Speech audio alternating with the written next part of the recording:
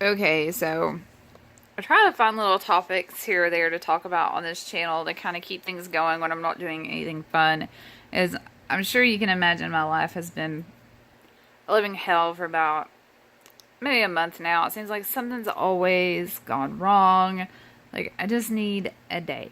A day where nothing happens, nothing goes wrong. A day I can lay in bed, reflect on things, maybe get my head right, and go on.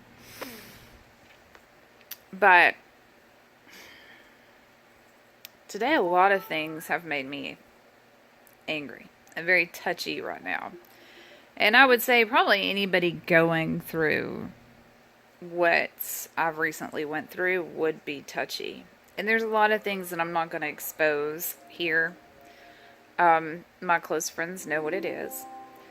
But it's basically relearning how to do certain things when my grandmother's not here. You know, the other night we were talking, I was like, well, Granny would know. It hit me. My late night conversations after everybody went to bed, I don't get them anymore. But I knew the day would eventually come. I mean, I know we joked around about forever, but I'm a realist. I understand. It's been hard on everybody, all the way around. And I will tell you this right now, and I'm not taking this as a shot at any one person in particular in my family. Not at all, because I know some of you will see this, and I promise you, I'm not taking this as a shot at any of you all directly. If I thought that any of you all needed something said to you directly, I would say it, and I hope most of you would know that. But while families should be gathering and being supportive in the type of, or in the face of death when you lose someone you're close to or a loved one, should bring everybody together.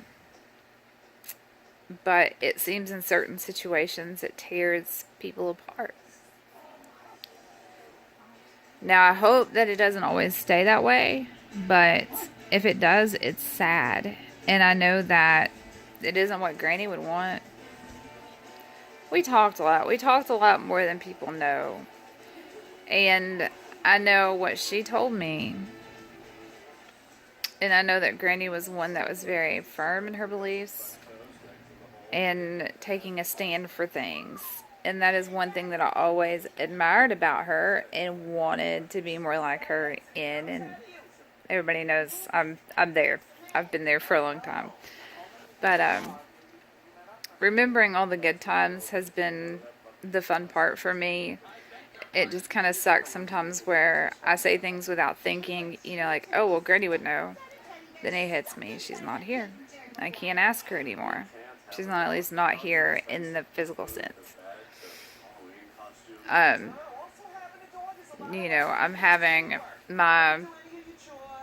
this was one of her wedding rings. My grandmother buried 3 husbands. This wedding ring is actually 2 rings put together. Ignore the email address on my thing.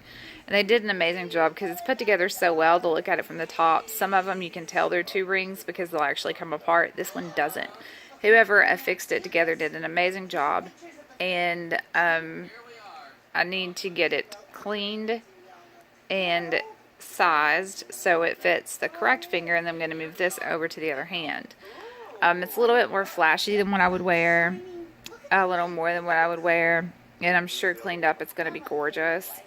It's got some weight to it, and I'm not bragging, but I do know it's got some weight to it. So this is probably one of the most expensive pieces of jewelry that I've ever had on my hand, but nothing monetary will ever replace the emotional worth that it has to me. It is priceless in my eyes and will always be that way. Okay, now that I'm past that,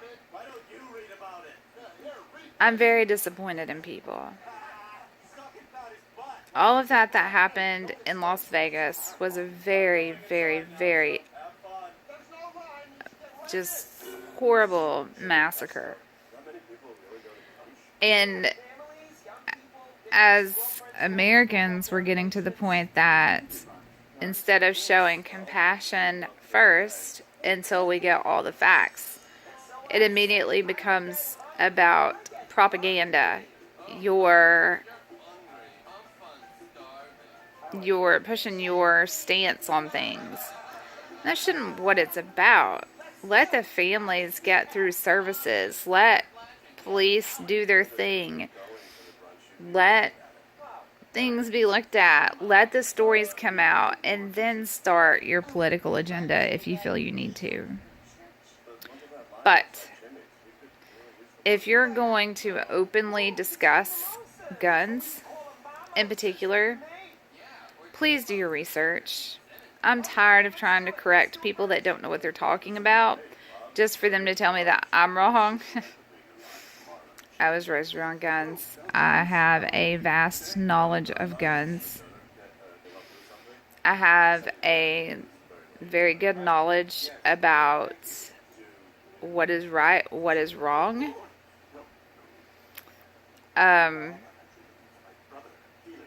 You know, everybody wants to scream, ban assault rifles, ban assault rifles, ban assault rifles. Oh, what's an assault rifle?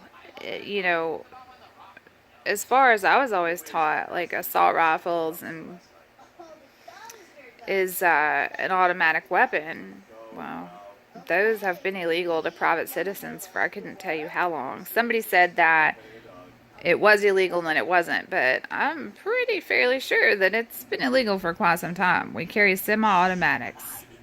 You don't get no slower than that. There's semi-auto and there's automatics. Well, there's 3 burst, but it's usually semi-auto or automatic. Automatic weapons are illegal. This guy had illegally modified guns that otherwise are legal. Now, just because, say, an AR-15 looks like an assault rifle, it is not an assault rifle. To my knowledge, and if I am wrong, somebody please correct me, the only way that you will see an assault rifle, normally, unless it is illegal, is either at a gun collector's museum who has went through the extensive process to get the license to have a gun like that.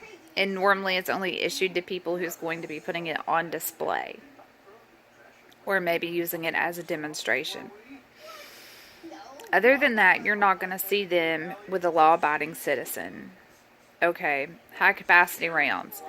Or high-capacity magazines. You do realize that I can buy high-capacity magazines for every single handgun that I own. Okay. Then, you know, people don't realize, first off, AR-15s are not assault rifles. Assault rifles are already banned, so I don't know what the hell they were pushing for there. I can get high-capacity magazines, even for my shotgun. I can get a, what is it, 100-count drum for my shotgun. Okay, well, you don't need anything past a handgun. Maybe a shotgun. Have you been in the woods? Have you ever had a wild boar come charging you? Handguns have a very short distance as to where they're accurate. Some better than others. The longer the barrel, the more accurate the gun will be. That meaning that a handgun is meant really for personal defense and a secondary backup to a rifle if you were to find yourself in a situation where you lost your rifle or you you need backup or just something. You would have a sidearm piece. Like anytime you go hunting boar, you never see many go with anything smaller than a rifle. Usually AR-15s, something that's going to hold more than 11, 15 rounds. And usually you'll have a sidearm and usually a pretty big knife, just in case. Boar are these magical creatures that tear up property. They're yummy to eat. And when you go hunting for them, they will try to kill you. Don't believe me? Search them in YouTube. And see why people keep AR-15s that hunt boar or get boar off people's property in order to feed their family. Not everybody that hunts animals is doing it for sport. A lot of people hunt animals to feed themselves. And if you have a problem with a person who hunts to feed their family, then stop buying your shit from the grocery store. And I'm dead serious. I would rather feed my family something that I know isn't actually organic, as you all say, than to go to the store and buy an animal that has lived a shit life, crammed in a cage, and then brutally killed in a very inhumane way, and then feel comfortable eating that food, especially when it's pumped full of hormones and antibiotics and all this crap. Have any of you all that have been around chickens, have you ever seen a Cornish rock hen? I think it's a Cornish rock hen cross. I don't remember what it's crossed with. They're birds that are specifically bred out to be raised to be meat birds. They're inhumane. If you have them, you need to cull them by 10 weeks most, because they grow really fast naturally. They grow very heavy naturally, and they will eventually get so heavy that they can break their own legs when they get up. That is how heavy they get. So if you ever end up with something like that, you need to go ahead and cull them as soon as they're the size and not try to wait till a certain age. Now, since I free range, I have been able to let mine go a lot longer, and it's been a little bit healthier for them because they don't get as fat that quick as they do in these industrial farms where they're locked in cages. They never see the light of day. They live in filthy, nasty, horrible conditions. If you look at the USDA policy for collecting eggs for resale, they have a chemical cleaner that they want you to clean the eggs with. Eggshells are porous, so all that's getting in your eggs, and this is what you're buying from the store, where myself, I gather eggs from our chickens, and I can wipe them with a towel, like a dry towel. Rarely do I have to wet something to get it off. Other than that, I don't use anything else. Water, a towel, and some elbow grease, because everything soaks through on that eggshell. Eggs are laid with a bloom over them. So if you pick up an egg that's slightly wet, it's the bloom that was laid over the egg. That is a layer of protection on the eggshell that is supposed to keep it from allowing any kind of nastiness or disease or anything to get into the egg. And so when you clean it too, you're also wiping that off, which also means that's going to go bad early. Yes, I kill my own meat. I raise my own meat. I kill my own meat.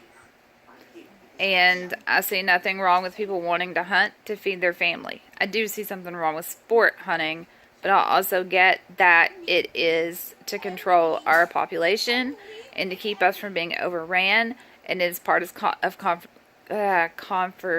conservation, whether you want to believe it or not. And I'm sorry if that upsets you, but I'm being honest. So don't go and tell me or anybody else that goes out in these woods and do what we do, what we need and what we don't need. I think we know. And I'm going to be very honest right now. I can do more damage with a 30-30 or a 30-06 than an AR-15. Just because a gun looks scary doesn't mean it's as scary as it looks. And just because a gun might look like what a machine gun looks like in your head, doesn't mean that's what it is. Or an assault rifle, that doesn't mean what that is. The government that are anti-gun, when they tell you what this stuff is, I promise you they're lying. I've seen it with my own two eyes. They don't know what they're talking about. They don't. And I don't think that they should be allowed to talk about this stuff until they're properly educated on what it is they're talking about and call it by the correct names. But I'm also sick and tired of every time there's something like this happens, instead of, mourning the families, giving them time to grieve, even the shooters' families, they're beside themselves because a lot of times they don't even see this stuff coming, and it happens, and they're blindsided about it, and they're, as one of them stated with this other shooter's family, I'm dumbfounded that I can't even believe that he would do anything like this. you know, they're going to hurt too. And they're sadly probably going to hurt more than the victims' families because they don't understand, and they probably never will unless they find the warning signs there or had seen it and thought that it wasn't that bad. Then they may blame themselves. You know, we need to give these families time to mourn before we start sticking our political agenda dick down everybody's throat. Get over it. I'm sick of seeing it, and I know that I'm not the only one. It's tasteless. Completely. Just as sure as I'm bet you somebody has something to say about my language here being tasteless. I don't give a shit. But it is 100% tasteless for you to go ahead and use such a brutal thing to push your agenda before the bodies are even in the ground. I was really let down by how America's been. And I hope that shit changes and changes fast. Because if it doesn't, we're fucked. I don't think Trump's doing us any good either. We've had some divide before Trump came into office, but I swear to God, he may not be doing it directly, but there's so much more divide in this country now than there was before. And if you deny that, then you're stupid. And I hate talking like this on this channel. I hate being so serious on this channel, but somebody has to say it. Anyway, I promise I'm not always this serious. I'm usually funny. I like to do makeup videos, skin tutorials, keeping your skin healthy, hair stuff, family stuff. So if that's more your speed, please subscribe, comment. I like to talk back. I will respond to every comment. Give us a thumbs up, share us, turn on the little notification bell. You know the drill. Anyway, thank you guys.